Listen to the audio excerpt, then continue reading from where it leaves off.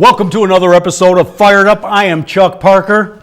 And I am Bob Farster. And we are here with Mr. Tony Flame. Thanks for coming back, brother. Thanks for having me. We are going to call your father like we talked about on the previous show. Oh, this is going to be good. And we want to talk to him and see what it was like working with Mr. Elvis Presley before he was the big boy of Elvis Presley. In the early That's years. correct. Can we call him now? I'm sure he'll have a few stories. Let Dial him me up. give him a buzz Fantastic. right now. What's his name again? Emil. Emo. Flame. Sounds like a rock star. That's me. Oh, sorry. Mr. Emo Flame, Charles Parker, and Bob Farster, and your son. Oh, well, that's nice. How you doing, sir? Thanks. How you doing in beautiful Arizona? What am I doing in where, Sun City? In Sun City. I'm working and playing and enjoying the beautiful countryside. Beautiful. Well, on our previous show, sir, we were talking about Elvis and sightings of Elvis previously, and that kind of led into the you playing with Elvis in the late 50s. Well, that was in 1956. That was the year I was born, Chuck. Holy cow, Bob. That was a good year. Now, listen, what kind of stories? You got to have some things that people don't know about or some really kick-ass stories that you can tell us. Oh, yeah, I got stories for you. We're listening. I remember them. I was only 23 then, you know. That was, and now I'm 82. Well, you sound still like you're 23, sir. Well, I feel good, Chuck. Well, you sound good, brother. Yeah, I do. So how did it go down? How did it go down when you started playing with him? How did Elvis find you? Yeah, how'd you end up Well, there? it was our booking agent. We were working out of Chicago and working all on the road and working joints and stuff and doing shows, my brother and I. And we got a call from our agent and said, watch TV Sunday. And Elvis going to be on the Tommy Dorsey and Jimmy Dorsey show. Nice. It was a Dorsey Brothers show. And we said, you're surprised. And we're sitting at home in our shorts. And Mom's bringing us sandwiches and a couple of cold drinks. And I said, Mom, we're going to watch TV tomorrow because we got to watch for this guy's Elvis guy. That's the way he pronounced it. We had never heard of this guy. Right. So Mom said, oh, that would be nice, you know. So Sunday, we're waiting, and sure enough, the Dorsey Brothers show comes on, and they're featuring a new star, Elvis Presley. And my brother and I look at each other, oh my God, what is this? What they got going, a clown actor? So we didn't know, you know, because we were in the days of the big bands, you know. Yeah, exactly. And we said, well, we'll give them a look and see. They're looking for a backup band for something on the show, you know. And putting that big theater show, the stage show together for the road. So here he comes out, my God, this guy. And the people are screaming and yelling, and we're watching this show, and my brother looks at me, and I look at him, I said, wow, this guy is something else. He's great. And we got right with the agent. We called him the next day, Monday. He says, yeah, we got to come and audition you guys.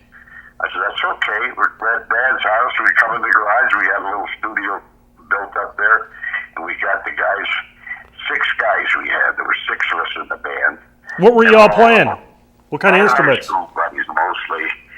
And I was on piano and accordion, and Dick, of course, played all the reeds. He played saxophone, clarinet, and sang, and he was the leader of the band.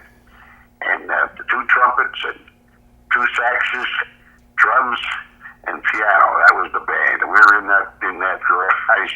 And here come Tommy Diskin and Colonel Tom Parker. No kidding. And our agent, they come in the back way, they're listening, and we're corking off. We're doing Zing Went the Strings of My Heart, never forget, and blow the roof off of Dad's garage.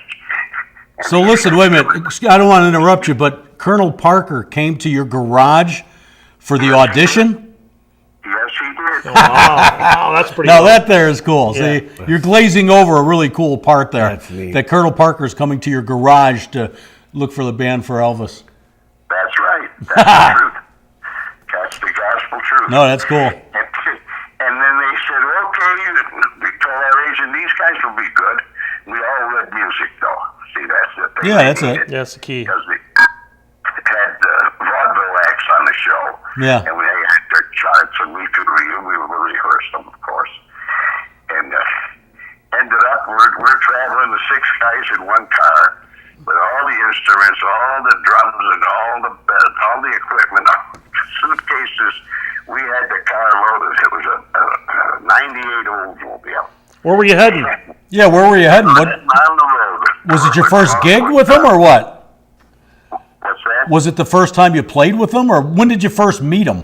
Where he played and sang with you guys? Oh, well, that was at lacrosse when he got there in lacrosse, so we had a rehearsal, of course. So you were heading to La Crosse, Wisconsin? That's where you guys were going in the first gig? That's where we had our Okay. first concert, on the road, in the Sawyer Auditorium. And boy, I'll tell you, they were jammed in there like sardines. Really? And screaming and yelling, and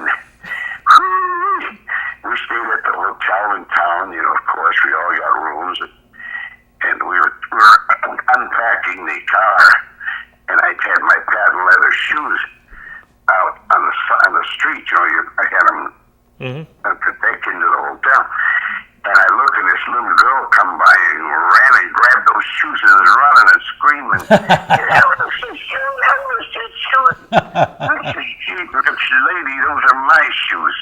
She looked at me and gave me a dirty look and threw both shoes in my face. Yeah, at least you got him back. Yeah.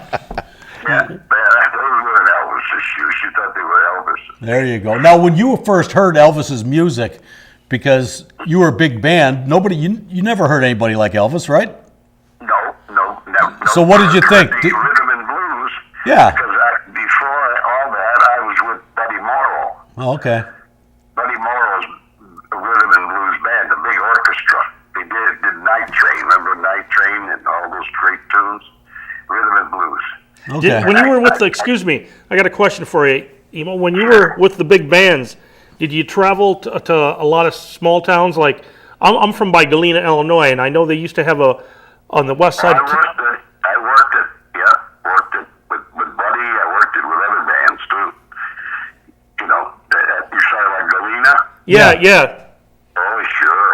Yeah, There was a very popular dance hall there. That's right. It was on the west end of town. And when I came to Galena in '86, it was still there. I don't recall the name of it, but it was huge. And I remember talking to some old timers. I said, yeah, Benny Goodman used to come. I mean, it was all the big bands used to travel. That's right. And they had big gates. When you come to the town, like the road goes into town, it's like a big gates, huge. And I said, what the heck are those things for?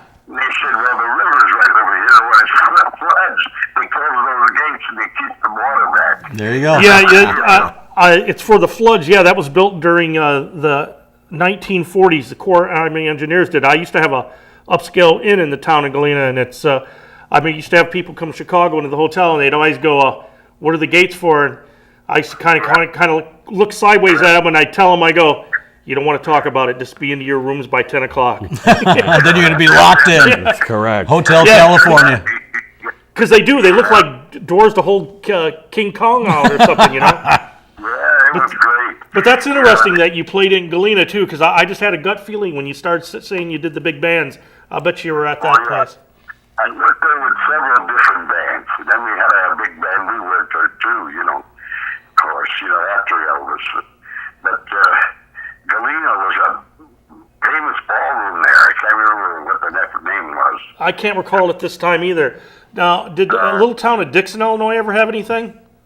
But the farmers from all over the area used to show up Saturday night. Oh, sure. Nothing else to do. And, I knew some old timers there in Galena, and they'd talk about it. But I'm from Dixon, Illinois originally. I don't know if Dixon ever had a big dance hall or not. Dixon? Yeah, Oh, Dixon had no dance hall. that's what I thought.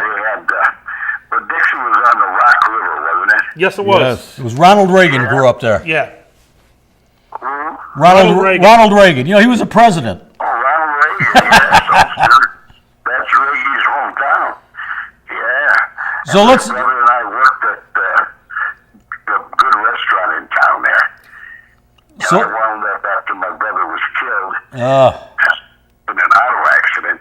I wound up playing the piano for a guy named Stan Hack. Oh my God! You were playing. Okay, yeah. Stan Hack was a baseball player, and he had a restaurant in Grandy Tour, Illinois. That's it. Grandy Tour was his Stan Hack's restaurant. Bob knows. Yeah. That was really a fine restaurant. In fact, there's talk. It closed, I think, back in the 70s or 80s. Stan had retired, but Yeah, he passed. yeah, when you go in there, he had all the baseball. Memorabilia players and stuff. Yeah, it was pretty cool, and and I knew both the kids. He had a couple kids I knew. You played piano there? Sure, I played the piano for him there. Oh, wow. And before that, my brother was still alive, and we played in Dixon at the big restaurant. Was that the Nachusa house? What's that? Was that the Nachusa house? No, what the heck was the name? But I can't remember. That's so long ago. But I can still see the guy that owned it. Paul Potts is the guy that owned it. Oh my God, I know who Paul Potts was. That's correct. I remember the name, but I can't place the place. But that's where the state hospital was there, wasn't there? Yeah. That's Mental correct. Hospital. That's correct. So let's get back on the Elvis track just for a second here. Yeah, you're going to La Crosse, which is a great town. And All we was across, and we stayed at the hotel, of course. And Colonel Parker told us, he took us all in the room, and he says, "Now listen, you guys are all young guys." We had all the guys on the show except one woman was Jackie Little. She was the girl singer that did an act. See, it was more like a vaudeville show because we were the backup band and we did a show. My brothers and I, we did our act and played the music for all the acts on the show, including the Jordanaires. nice. And then there was, I'll mention their names, is okay, huh? The boys on the show. You had the Jordanaires. They were on just before Elvis, of course. And then there was my brother and I, the Flame Brothers. And then before us, there was Phil Merrick, he was a comedian. And then an Irish tenor, Frankie Connors, from Detroit. And then the lady singer was Jackie Little. She was the only woman on the show. We had one woman and about 20 guys traveling around, Wow. Yeah. And that show was a great little show, vaudeville show. And then the Jordanaires would come out and do their thing, of course, dig a little deeper, a few of those Bible songs. And then Hugh Jarrett, I remember Hugh, he was a sweetheart guy. He was the bass singer, I guess, with the Jordanaires then. And he'd say, "And now here is the star of our show." Yeah, that's all you heard was that. He couldn't. He finished it. He couldn't hear what he said. The screaming and yelling was so loud, and it was piercing. It was Elvis Presley as the star. Here he came out and did his routines, So it was like a Broadway show, like a vaudeville show. That's crazy. And Elvis was the star. And we were included in the show, of course. And that was the first one. That was La Crosse, Wisconsin. And how long did you play with him after that? Well, we were with him a year. The show was a year long. And our agent, our big agent, the guy was a jerk, really. And Charlie Sheen calls up and he says, "Well, we're done. We're tired of this guy. He's just a flash in the pan." Yeah, Elvis was a flash in the pan. Talking about Elvis. Yeah, right. I said, "What did you say?" He says, "A flash in the pan." He never saw the show. Oh, my wow, God. that's crazy. Charlie Sheen was his name. He was all right. He kept us busy all the time, but working these little joints and stuff, traveling around, and this was a perfect plum for us because we could do the music, we could do our act, Oh, yeah. play the big rooms, and do all the things. So we wind up after we left him. It was over. We had a job. This 12-piece band we had, and went to La Crosse at the big auditorium again and did a show ourselves. Of course, that was the only show we did with the big band because we fly Yeah, where'd you head to after La Crosse with Elvis? I'm sorry, what was that? Where did you head to after you did the show in La Crosse? Or what's the next city you guys did? After La Crosse, we went to Minneapolis, I think. Minneapolis, and Minneapolis and St. Paul. We did concerts in each town. That's where my wife lives. Which Where one? was that? The only one I have. My wife lives in Minneapolis, or just outside of Minneapolis, a little town Oh, called yeah. Laconia. And we wound up working in Minneapolis years later at Augie's on 8th and Hennepin in Minneapolis. Oh wow. And that was my brother and I, of course, after we left Right. Elvis. We were on the road, just a duo then. But our money went up, of course, and we played all these big towns and nice rooms, and there was a duo following us around, and we were following them. Same agency we had was the Newton Brothers. That was Wayne Newton and his brother Jerry. Oh wow, Wayne Newton, huh? Yeah. And, they were always either ahead of us in the place or we were there after they left. And we followed each other around on the road in those days. Did you ever And go? with Elvis, Oh, sorry. with Elvis after La Crosse, we went to, what the hell was it? Well, it was in Arkansas. We went to, what the heck was it, Arkansas? Little Rock, do a concert. And Capital. we're leaving Little Rock. We're finished with the concert. We're loading up the car. And we see these three guys coming and running down the street and calling us names. They hated us, Why's They that? hated Elvis, period. They always wanted to fight. Ah. Start trouble. So our drummer, he grabbed this logging chain we had in the back of the trunk, and he started swinging it around. These three guys, they just bent over and ran backwards all the way out away from us. And then we just got in the car and left. We left Little Rock. That was it. It was over. Did you ever run into Elvis after you stopped playing with him in the future? Oh, yes, I'll come to that. But we went to Hollywood with him, of course, and stayed at the Knickerbocker Oh Hotel. wow. And Elvis, one morning, I'm up, and I'm always up because I'm early. I like racehorses. I like going to the track and all that. But anyway, I'm in the lobby, and here he comes down to the E. I said, yeah, E, what do you want? We call each other E. There you go. Elvis Emo. See, my first name is Yeah. Emo. And he said, come on with me, I want to go get a couple of shirts. So we went out the front door, and you turn left on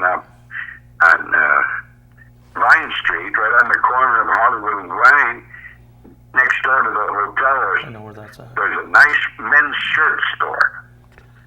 So he took me over in the corner there, and he says, come on, we got to pick up some shirts. So we went in there, and he brought about a dozen shirts, different shirts. And then I spotted a mandarin collared shirt in the window. And I said, that's a good shirt. And mandarin collars are Yes. Yeah. Chinese shirts. Yeah. Yeah, they come up. They're short. That's his short. And he says, you want one? I says, no, go on. I want you to buy me a shirt. So he bought me 2 shirts. There you go.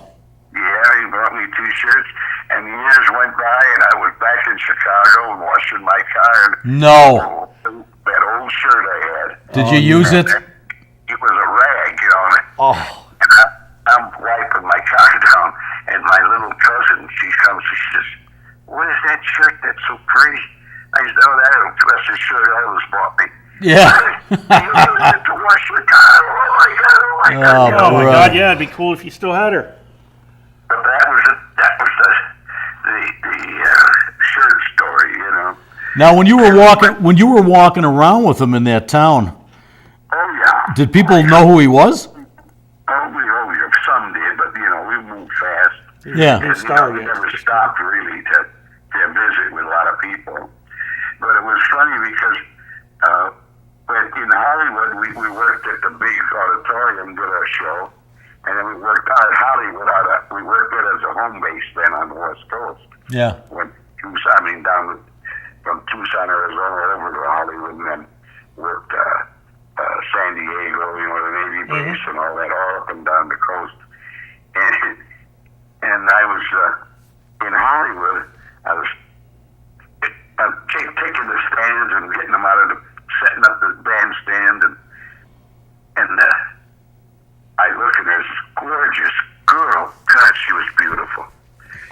And she looked at me, waved, and she came over by me. And she looked familiar. And I said, oh, Judy, that was Elvis's girlfriend. Judy Sprinkles. She was the heir to the Sprinkles Sugar. Yeah. Oh, wow. And that was his girlfriend. And I said, how you doing? You guys doing? She said, oh, we broke up today. I said, you broke up? I said, oh, I'm sorry to hear that, you know. So she said, can I help you? And I said, sure. We're setting up bandstands and music for each instrument, you know. And she worked there with me like an old trooper for about a half hour. And I said, you want to go get a sandwich? I said, I'll buy you lunch.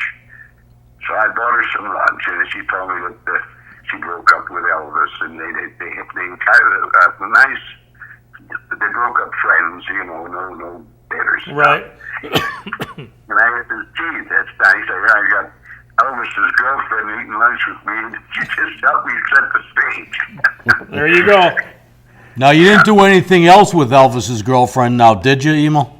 No. All right. Oh, that's too bad. You sure you don't want to just tell me a story? I'll tell you one thing, Colonel Parker, I always respected him for this. He got us guys in the room, I was telling you that, he got us all in the room, and he says, you know you're going to be on the road, and you got all these wild girls that are going to be screaming and running and chasing, wanting you, they want to get in your room. So if you take a girl to your room, he says, you make sure you prop the door open with a chair, so it won't close. That way, there's no way she can say you raped her or you. Yeah, right. Oh, wow. her. Wow, that's See? interesting. I mean, that was he was a fine man. I liked him. Yeah. He was sharp. Let me ask you this, Emil. Did while you were working with him, did you guys? What was like when you had some time? Did you guys hang out with Elvis when you weren't playing, or did you guys ever go have a drink? Or Not a lot. But there was one time in Hollywood, we all took our car, and about, let's see, there was 5 or 6 of us guys. Elvis, Billy Barty, you remember him, the little dwarf? Yeah. Barty, Yeah. comedian. Well, he was hanging with us.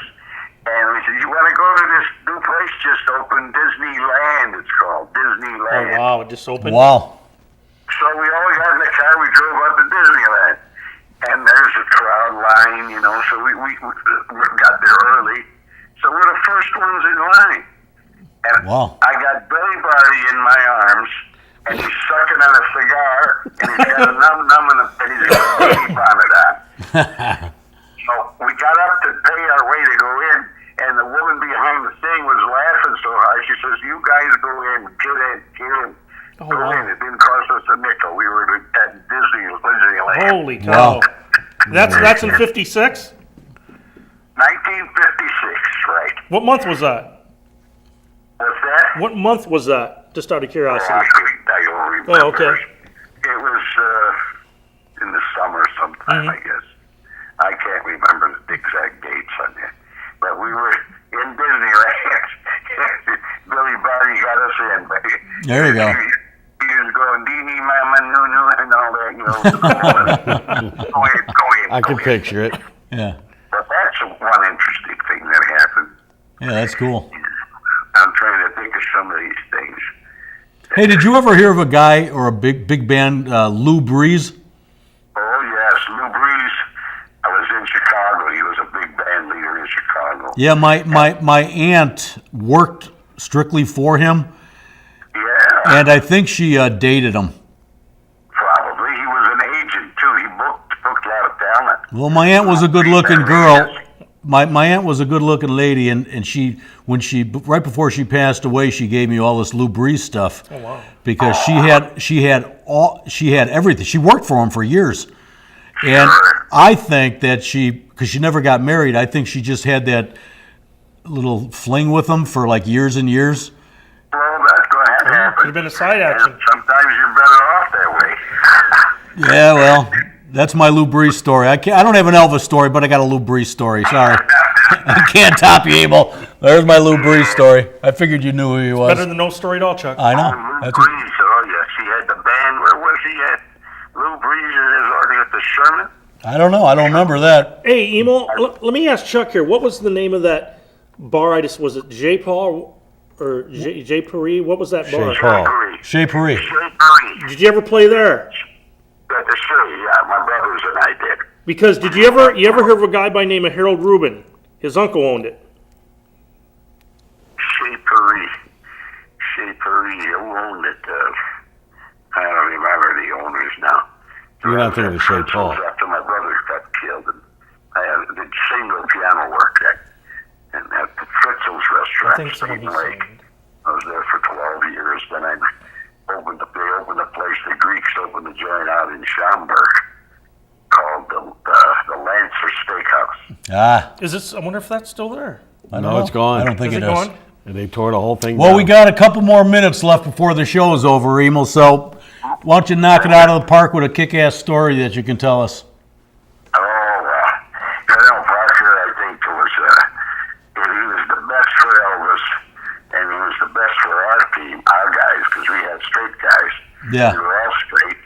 I mean, no drugs or dope like we do dope. Yeah. And, What happened? sort of like that's for that reason, I guess. Yeah, yeah. We did a little whiskey drinking once in a while. Of course you did. Of course.